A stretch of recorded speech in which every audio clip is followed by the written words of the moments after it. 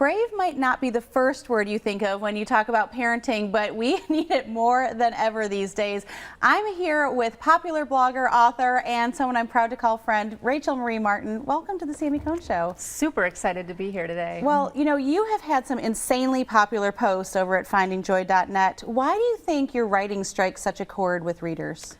You know, I think everybody has like a superpower, call it that. Yeah. And one of mine that I've started to own is this idea that what we're thinking and feeling, I can translate into words. So then when another mom or somebody else reads it, they're like, oh my goodness, you were in my head. And I really believe the reason it becomes popular is because then it's a little bit less feeling alone.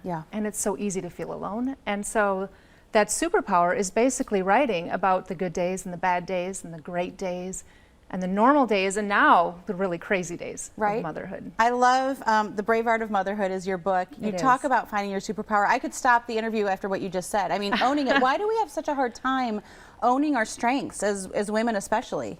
I actually believe we're kind of taught that. Be humble, don't celebrate it too much. But honestly, one of the things I want my kids to know and my readers to know is it's great to own your strengths because we all have different ones. And when we own them, we're allowing everybody else's to flourish as well. Yeah, we are in such an uncertain time. Some people are, well, most people are going back to school, whether they're going physically or not. I believe it's important to keep your kids informed about what's going on, but we don't want to scare them. Where are you finding the balance with your family in terms of this informed, educating without, by removing fear at the same time? Right. Well, fear, I just think that knowledge is power. So we talk about it. They know what's going on. Obviously, their schools stopped back in March. We live in Mount Juliet, so we dealt with the tornado and school ended, so they know what's going on.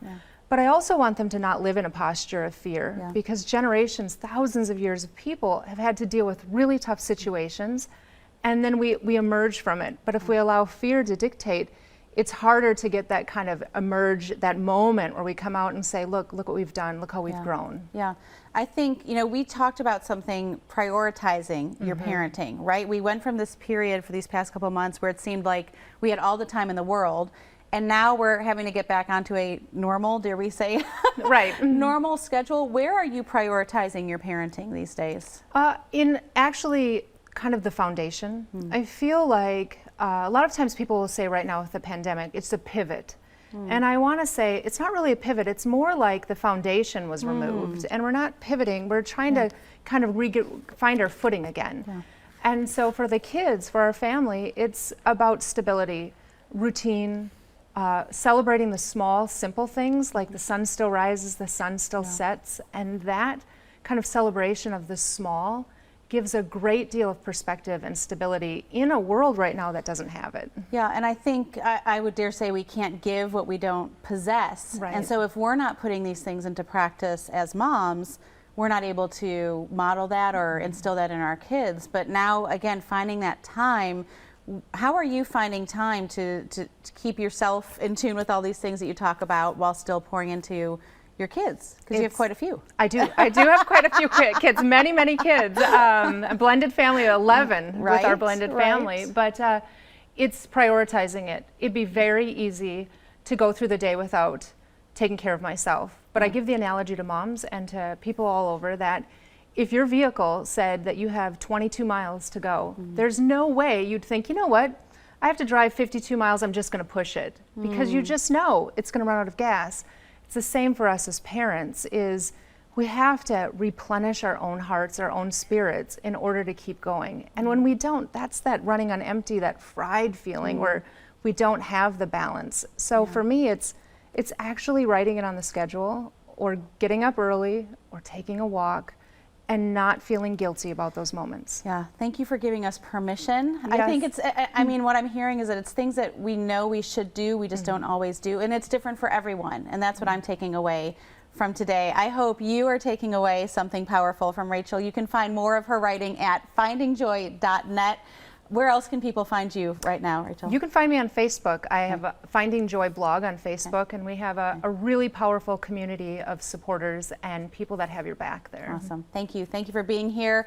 We hope to see you over there, and make sure you pick up a copy of Rachel's book, The Brave Art of Motherhood. I appreciate you being here. Thank you. Before I go, I need you to know, don't let anyone think less of you. For most of my life, I've always been younger than my peers. I graduated high school at 16 and college at 20. In fact, by the time I was in grad school, I was teaching students older than me. At the age of 12, I even found a way to fly myself out to LA to be on a TV show. My point is this. I just introduced you to some incredible young people today who are wise beyond their years in many ways. They could never be where they are today if they didn't, first of all, believe in themselves, and second of all, had adults who would encourage them. 1 Timothy 4:12 states, "Don't let anyone think less of you because you are young. Be an example to all believers in what you say, in the way you live, in your love, your faith, and your purity."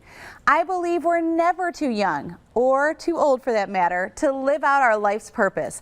So I pray today you are both encouraged in your own pursuits and equipped in a new way to be an encouragement to others.